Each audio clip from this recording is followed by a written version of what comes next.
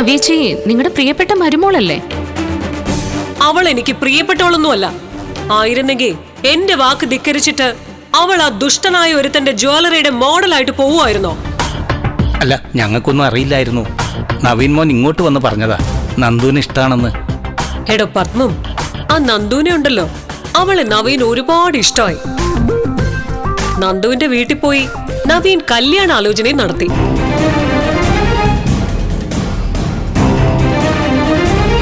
നമ്മൾ ചിന്തിക്കുന്നത് പോലെ അൺനോൺ മെസ്സേജ് നമുക്ക് ഗുണം ചെയ്തിട്ടുണ്ട്. എങ്കിലും നവ്യയുടെ ആത്മാർത്ഥത എത്രത്തോളം ഉണ്ടെന്ന് ഇപ്പോഴും നമുക്ക് മനസ്സിലാക്കാൻ പറ്റിയിട്ടില്ല. ഞാനും നീയൊക്കെ ചിന്തിക്കുന്നത് പോലെ അവൾ നേർവഴിക്കാണെങ്കിൽ ഇന്ന് ഈ നാടകം നമുക്ക് പൊളിക്കണം.